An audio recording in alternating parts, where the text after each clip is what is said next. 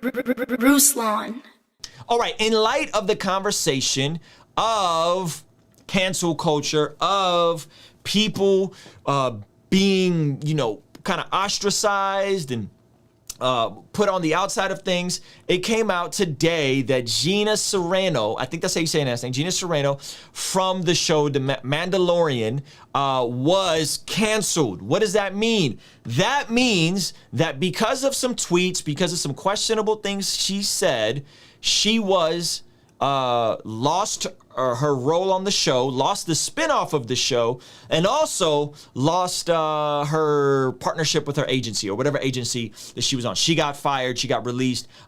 Kind of wild. Now, depending on how you're looking at this, some people would say, well, hey, if cancel culture was real, this is what the left is saying. If cancel culture was real, she would have been canceled. We would have been canceled her because she'd been saying wild stuff.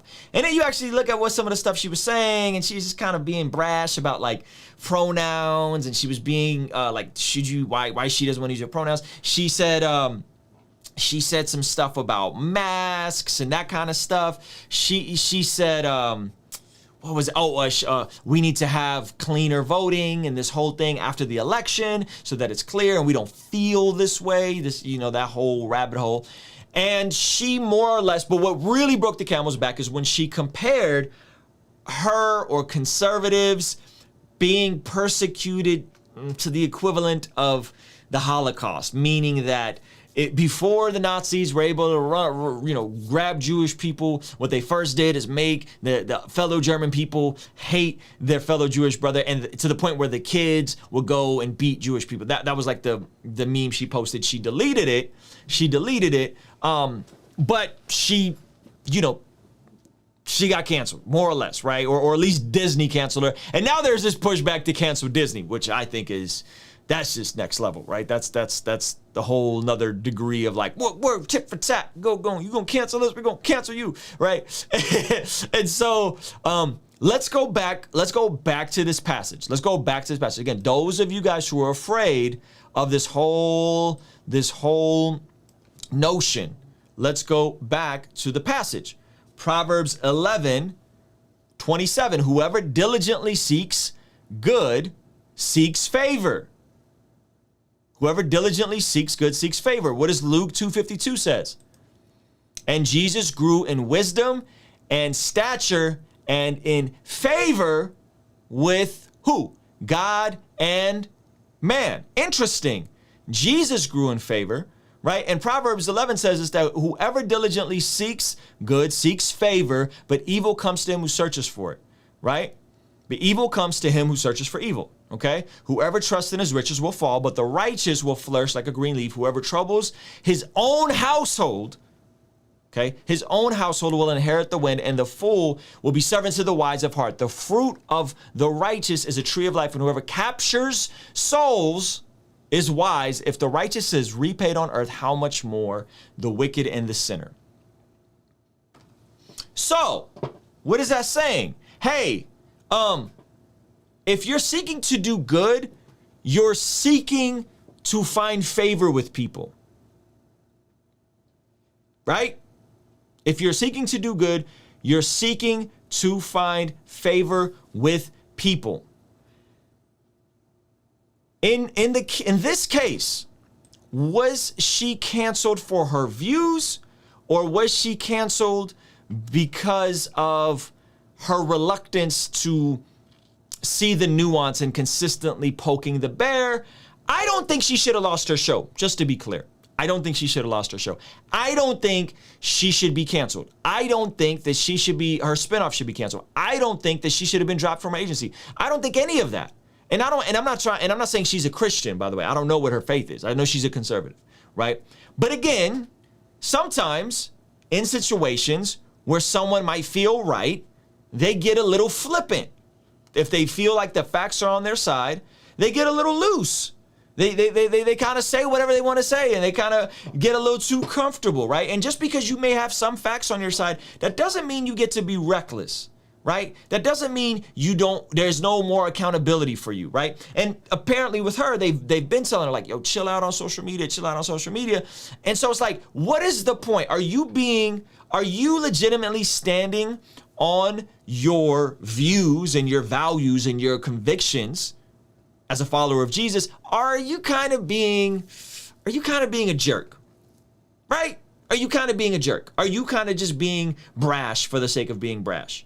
Right? Are you right? You see what I'm saying? Like, there's a difference here. There's a difference here. And so, yes, I don't think she should have compared the Holocaust. I think that was a poor in taste. Very poor in taste on her part. I don't think she should have been canceled. I don't think she should have lost her job. But at some point, if you're going to be reckless, you're going to be flippant, you're going to say what you want to say, there are going to be consequences. Now, what's the difference here, guys? What's the difference? What's the difference? Dave Ramsey owns everything. Everything. Right? He built it up over 30 years. He built his entire thing, from his publishing company to his radio show, to his social media platforms, to his touring circuit, to his fulfillment. He owns everything. She doesn't. She's in the system. She is with a big studio. She's under Disney. She's with Lucasfilms. So, if you want to go against the grain and you want to be flippant and you want to be open with your political views, and you know that here are the normative practices, you either have to be a bit more delicate and shrewd. Remember, Jesus says be as what? As wise as serpents, right? As innocent as doves. Right? Be as shrewd as serpents, innocent as doves. So you could either be shrewd and you could be crafty and smart with how you share these views, right? Or you can go build your own thing. But this thing of like, I'm a celebrity and I'm going to say what I want and I'm going to be brash on social media and I'm going to post stuff and I'm going to do stuff in poor taste. Hey, you can do that, but that's not going to come without consequences, right? That's not going to come without consequences. And so my application for you guys, again, we'll go back to the passage. My application for everybody watching this, if you're truly concerned about cancel culture, I'm not, by the way, personally, I'm not, because I'm not going to just, I'm not going to drop a 140 character tweet about some polarizing topic and think that everybody's going to know my heart about that. I'm not going to do that, right? 90% of communication is nonverbal. 90% of communication is nonverbal. This is why a lot of y'all, I don't even go there with you guys in the comments section, right? Because a lot of it, I don't know what your tone sounds like. I don't know what your body language looks like. I don't know what your facial expression looks like, right? So I'm not gonna be no polarizing dude on Twitter just saying flippantly whatever I want. And the times I've done that on YouTube, I've just been like, gosh, that's not a good deal, right? And so,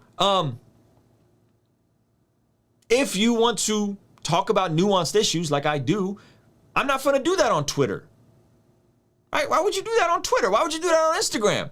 I'm gonna do it here. You guys wanna know my view on some polarizing issue? I'm gonna sit down, I'm gonna give you guys my breakdown and how I see things. And at the very least, people will know my heart, that I'm not coming from a nasty, mean place. But if I just tweet the same exact things I say, you don't know what the intent is or what mood you may be in. Because you might be in a bad mood. You might, someone says something, you got some bad news, and now you sitting Ruslan talking about something. Oh, Ruslan said Dave Ramsey, right? Blah, and then you get mad at me and you shout it, right? I'm not gonna do that. I'm gonna make a video about it, right? I'm gonna do a Zoom call about it. Amen, right? 90% of communication is nonverbal. So let's go back to this passage. What does the passage say? Read it again. This is for Christians. If you're not a Christian, this doesn't apply to you. If you're a conservative, you want to be mad at the left, all that kind of stuff, this doesn't apply for you. I'm speaking to Christians. Okay, I'm speaking to Christians, to followers of Jesus. We're going to escalate it. To followers of Jesus, disciples of Jesus. Whoever seeks good seeks favor. Are you seeking good? Are you seeking good for your fellow man? Are you seeking good for your brother? Are you seeking good for your neighbor? Are you loving your neighbor as yourself? Because if you're seeking good, if you're truly seeking good, you're seeking favor. You're seeking favor. But evil comes to him who searches for it. You want to get online, you want to be flippant, you want to talk any kind of way about sensitive issues like pronouns, right? Or whatever. Like, yeah, I'm not tweeting about that. You're not gonna hit me with the okey doke about something that's so personal and so much of someone's identity. Why am I gonna tweet about that? Right? But evil comes to him who searches for it. I'm not saying she was searching for it or asking for it. I'm saying she was a little flippant, right? I'm saying she was a little reckless. That's it, right? So I'm giving you guys some free game here. If you're a Christian and you don't want a tweet to then be used to get you fired or something wild, hear me. Whoever trusts in his riches will fall, but the righteous will flourish like a green leaf. Whoever troubles his own household will inherit the wind. Whoever troubles his own household. She was in a contentious situation with co-stars from her show. Okay? She was in a contentious situation with co-stars from her show. That's the backstory of this whole thing. Will inherit the wind, and the fool will be servant to the wise of servant. The fruit of the righteous is a tree of life, and whoever captures souls is wise. If the righteous is repaid on earth, that's not a rhetorical question, right? That's not a rhetorical question. If the righteous is repaid on earth, they are. He's making a statement. If the righteous is repaid on earth, how much more the wicked and the sinner? So the righteous is repaid on earth. Don't get it twisted, right? But this whole idea of capturing souls, right? This whole idea of capturing souls, winning people over, right? Some of us, we're in Christ, but we still have a law mentality, meaning this. Jesus says, turn the other cheek. We say, no, I want to get back. You want to cancel me? I'm going to cancel them, right? So, turn the other cheek. Love your enemies. Pray for your enemies. So if you really feel like, hey, man, they might start persecuting me. Man, they might start trying to cancel me. I would say, are you being wise? I would say, are you looking to seek good? Are you seeking good? Are you seeking the good of your neighbor? Are you loving your neighbor as yourself? Are you leading with love? Right? Are you being known by the things you're for? Are you growing in favor like Jesus did? Luke 2:52. I'll read it to you one more time. Right? Check this out. If Jesus had to do this, you probably have to do this too, right? And Jesus grew in wisdom. Are you growing in wisdom? In stature, physically grew, right? And in favor with God and with man. Are you growing in those areas? I don't want to be made right. I don't want to just be right. I want to be in a right standing with God and with my neighbor, right? So the question is, are these areas you're growing in, and these areas you're being attention in on, and in that, are you seeking to build bridges, or let me use the language of the world. I'm gonna use the language of the world. This may offend some of you. Are you seeking to build allies? You see, because the cultural shifts that we see happening, that some of us are offended by, that some of us are uncomfortable with, which is, by the way, why I'm not doing public school, which is, by the way, why my kids are getting homeschooled. The cultural shifts that we see happening, why? It's because people of disenfranchised groups built allies. Allies who aren't in the group, they just have a heart for the group. What if Christians did the same thing? What if we built allies with the world? What if we built allies, not because they agree or follow your God, but because they know you and they love you and they don't want your liberty to be taken away from you or you to be canceled. And they say, stop, this isn't right. I don't agree with this person's position, but I don't think they should lose their job. I don't agree with this person's position. I don't agree with their Jesus. I think their Jesus is off. I don't believe in the Bible, but I don't think that this person should be canceled. I don't think they should lose their livelihood. What if we did that? Instead of removing ourselves from culture, instead of removing ourselves from the world, what if we loved the world the way that Jesus loved the world? I'm not talking about the world systems and the world's way of doing things. I'm talking about the people in the world. What if we were known by love, and therefore we built bridges? Therefore we built allies, right? What if we built allies with people who don't know Jesus? I'm just saying, because it seems like that's what's happening everywhere we look, but for some reason we're having trouble doing this. I don't understand. I don't understand. So instead of building silos, hey, what if we built businesses and worked with people and partnered with people that maybe we didn't agree, maybe you didn't agree with all their values, but you could agree on some values, right? You could agree on some things. Hey, right now everyone's against sex trafficking. Everyone's against right? Kids, right? Everybody's against that. What if churches partnered with secular organizations on that, right? And said, hey, we agree on this value. Kids shouldn't be trafficked. Yes, this is an agreement. Yes, right? Boom. What if we did that? And then we were known by our love. We were known by our compassion. We were known by Jesus. What would that look like if that compounded over decades? I'm just saying, these are the things I have, because I think these are the things that is actually going to move the needle. Instead, and again, look at the situation with the New York Times. Look at the situation with the New York Times. What happened? Christians, fundamentalists, conservatives, we've been crying about the 2 X-rated websites forever. I don't want to say their names because I'll get demonetized. One article from the New York Times, Visa, MasterCard, all these companies pulled their support. Millions, tens of millions of videos went down from the 2 adult sites, right?